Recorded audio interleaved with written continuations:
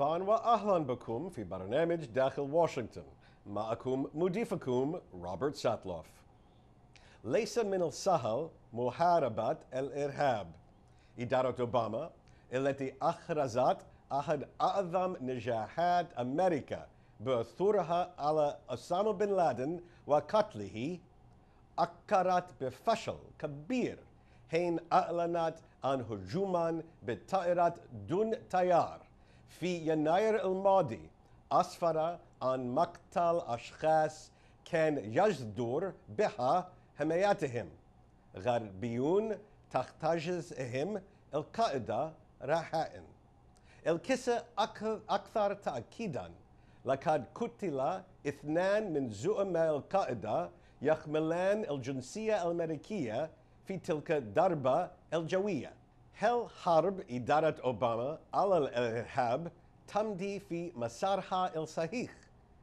ما الذي سيفعله الجمهوريون حيال هذه القضايا وغيرها من المشكلات السياسية الخارجية المعقدة الأخرى في الشرق الأوسط؟ لمناقشة سياسة إدارة أوباما في مواجهة الإرهاب والبدائل التي سيجلبها الجمهوريون، يسرني أن أرحب بإحدى أكبر المفكرين الجمهوريين في مجال السياسة الخارجية، ماري بيث لونغ.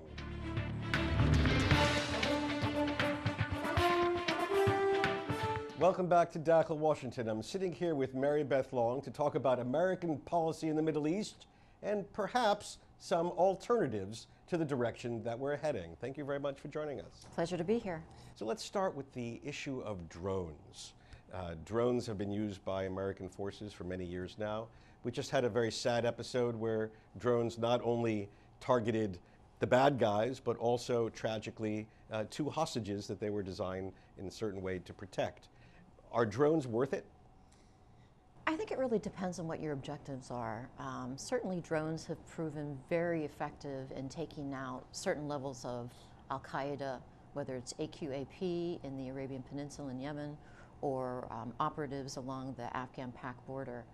But what we are finding, I think, is that perhaps drones aren't nested in a robust enough strategy that whenever you take out the heads or the leadership, the targets, we're not preventing those targets from being replaced or fracturing the organization so that our initial target actually doesn't become more lethal just by having the head cut off. So are they effective? They're certainly effective at taking out the heads of organizations. Is it effectively moving forward our policy? Excuse me. I'm not sure. And the standard that has now been established for the use of drones, namely near certainty that there are no civilians involved, is that a reasonable standard or too high to meet? I think it's a reasonable standard. I mean, one of the downsides of drones, of course, is that the disruption and the impacts that they have on innocent civilians and the population.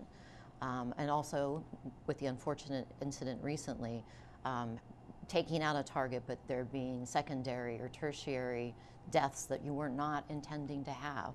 So I think near certainty is the right standard, and it's a standard that I understand is rigorously applied.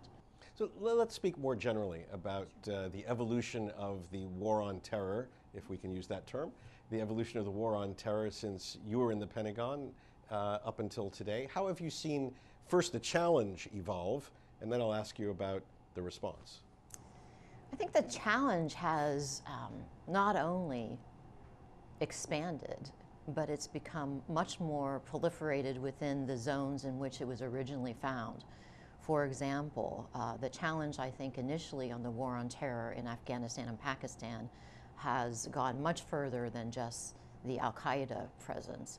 And now we have Taliban and other organizations and other jihadis there that really weren't the targets in the first place. So it's deepened there. It's also proliferated and broadened globally. We now have real threats to the United States that are being issued from jihadis and extremists, violent Islam in Yemen. Some would argue in Africa, in the northern parts of Africa.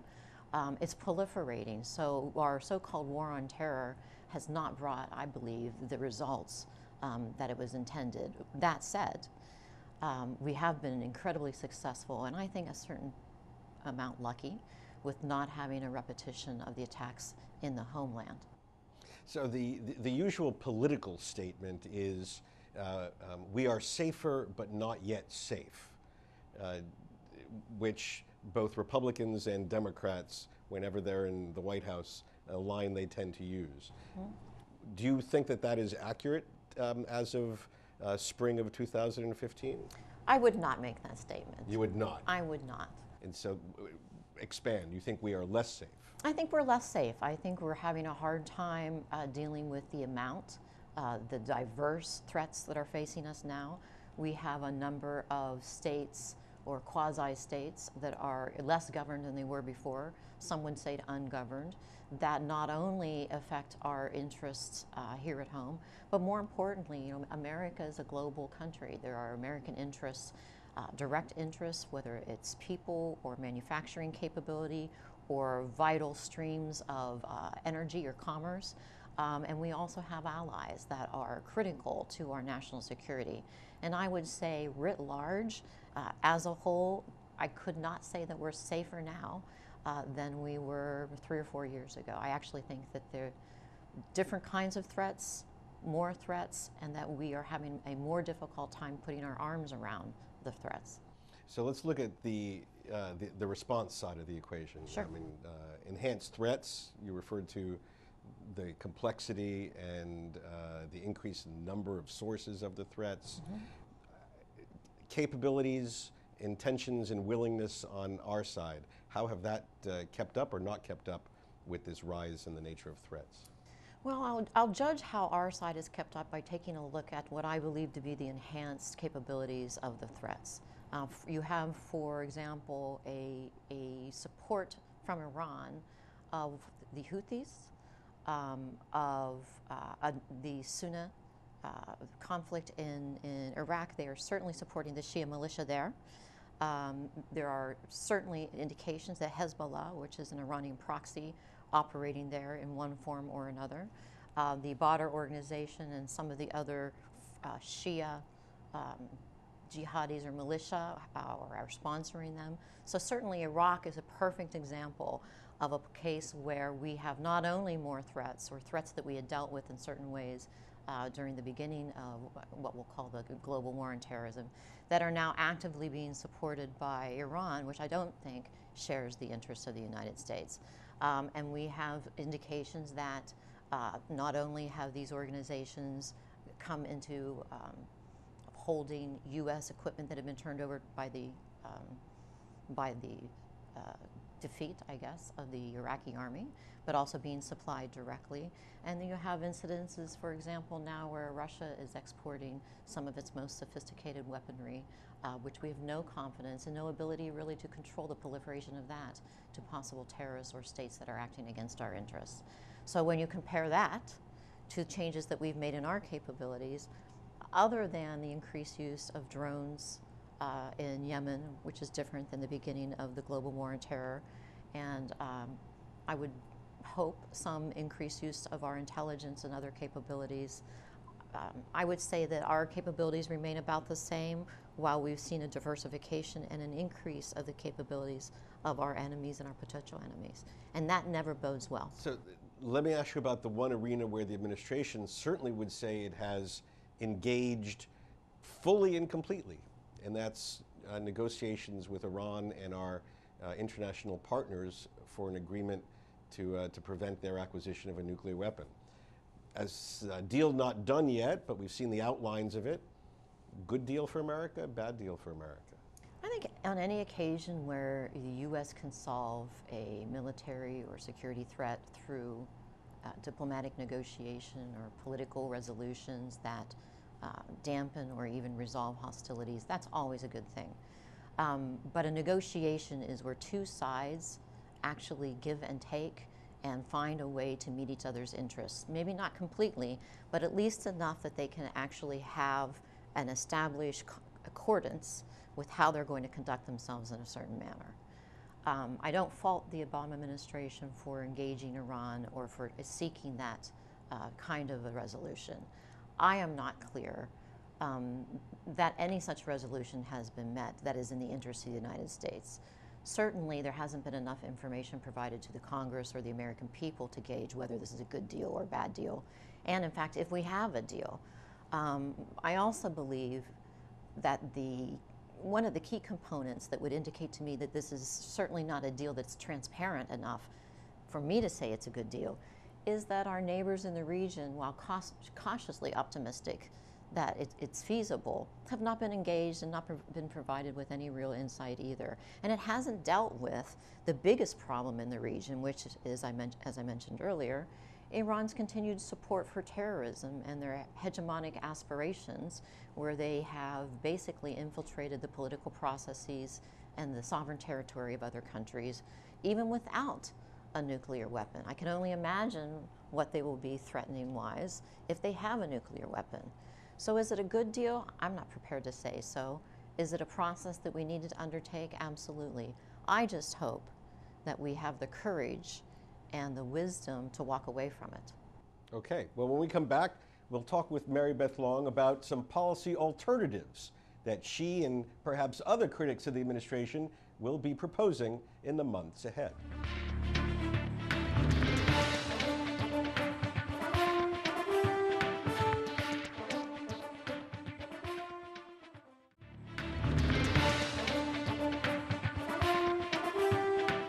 My guest today is the Honorable Mary Beth Long. She is the first ever female Assistant Secretary of Defense confirmed by the United States Senate.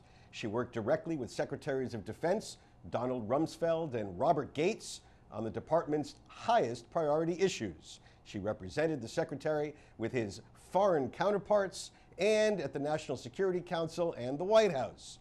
While at the Pentagon, she was the department's primary policy advisor responsible for the Middle East, Africa, Europe, Latin America, Asia, and Southeast Asia, as well as for coalition affairs and strategic communications. That is quite a portfolio.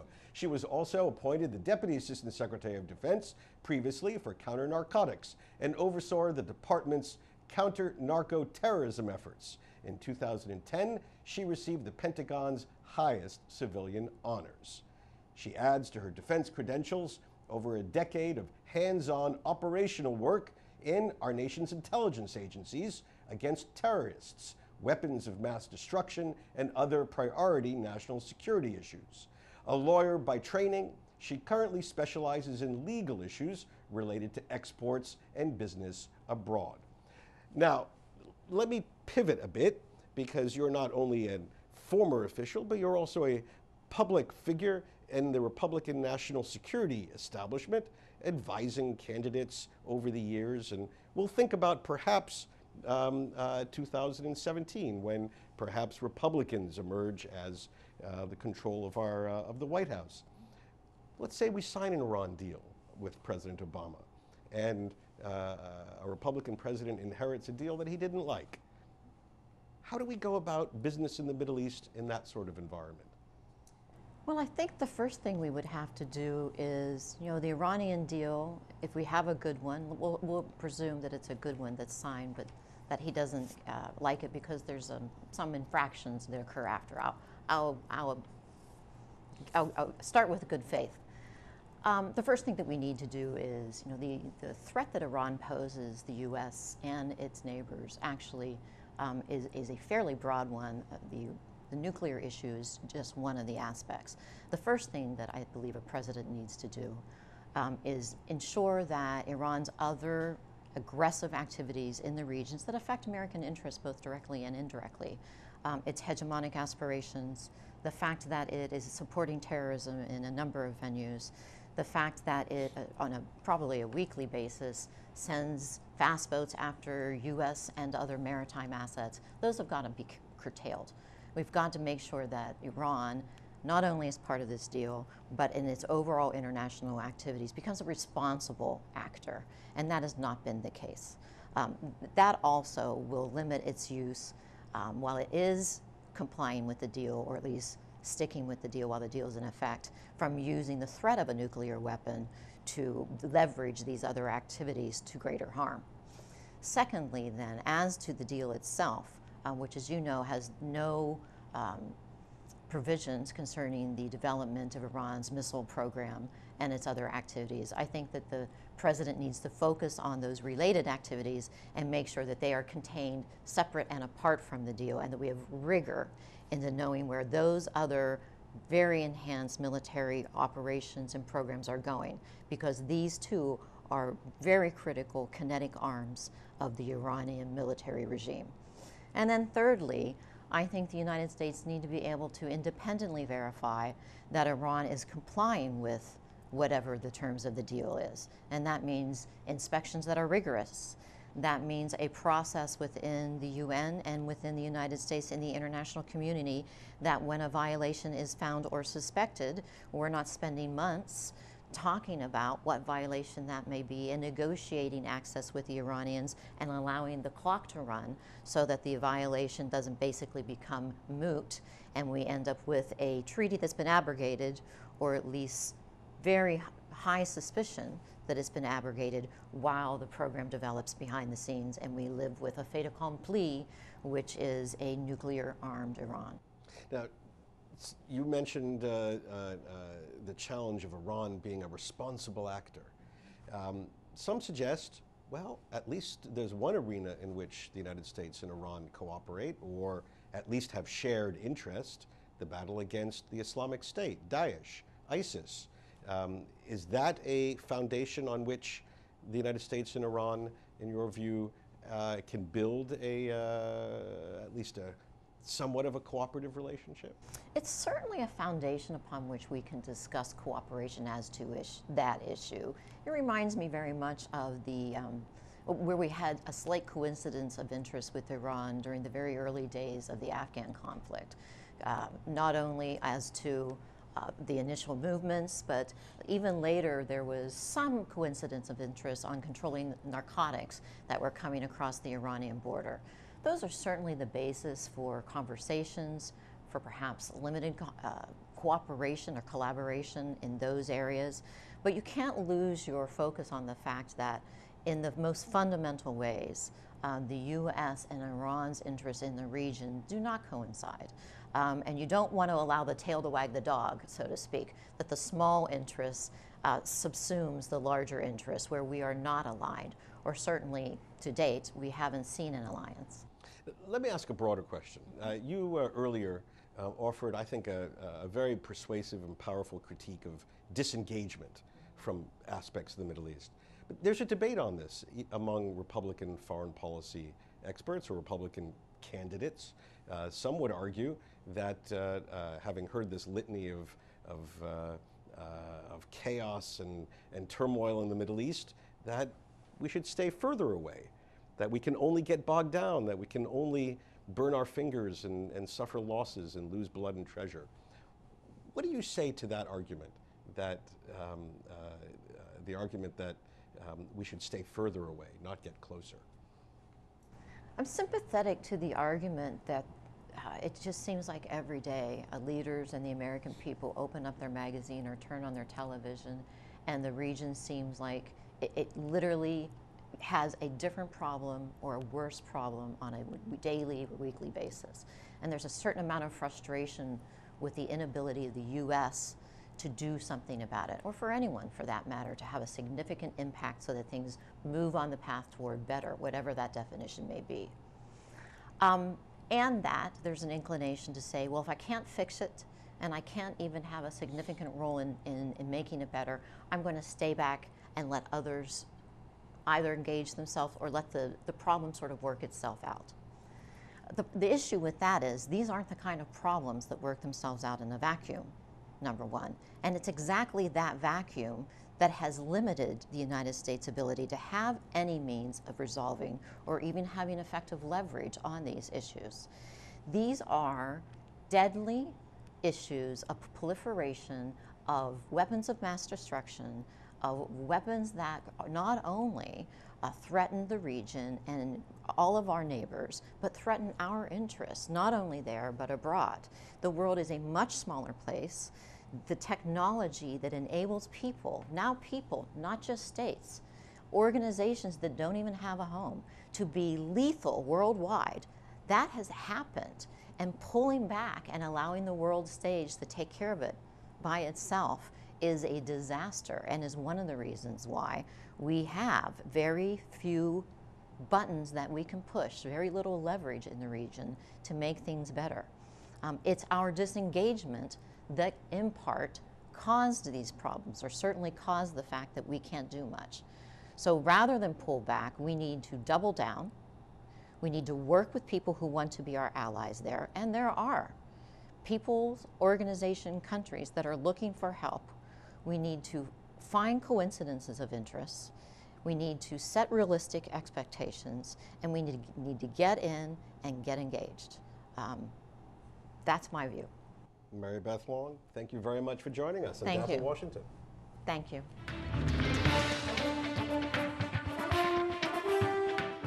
بهذا نصل إلى نهاية هذه الحلقة من برنامج داخل واشنطن.